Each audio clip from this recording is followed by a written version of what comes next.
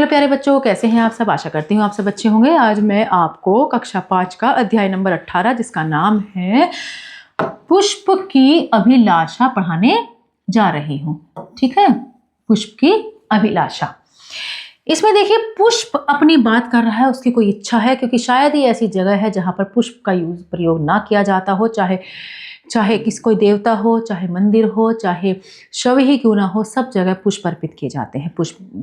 पुष्प की माला बनाई जाती है। मतलब बहुत सारे प्रयोगों में पुष्प का प्रयोग किया जाता है।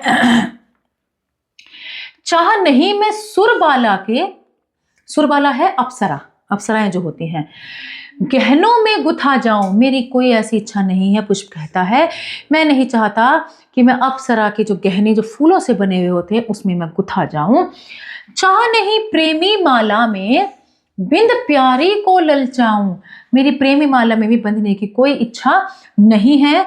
चाह नहीं सम्राटों के शव पर हे हरि डाला जाऊं, जो सम्राट जब बन जाते हैं तो उनके शव पर भी फूल अर्पित किए जाते हैं, डाले जाते हैं। तो हे भगवान, ऐसा भी मैं नहीं चाहता कि मैं उन पर डाला जाऊं।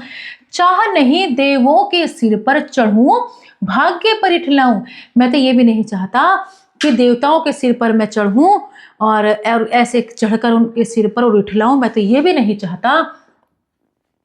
मुझे तोड़ लेना वनमाली, उस पथ पर देना तुम फेंक, मात्र भूमि पर शीश चढ़ाने जिस पथ जाए वीर अनेक।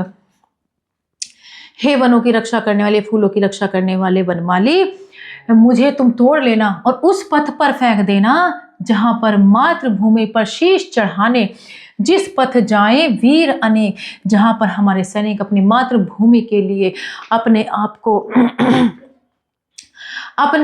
को शीश चढ़ा देते हैं, यानी कि अपनी बलि तक देते हैं अपनी मातृभूमि की रक्षा के लिए। हे वनमाली, मुझे उनके ऊपर फेंक देना।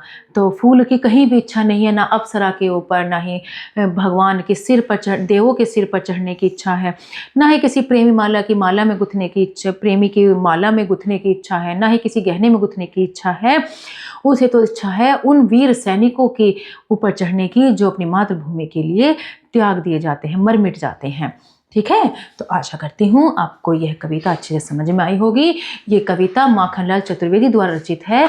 मिलते हैं अगली कक्षा में। धन्यवाद।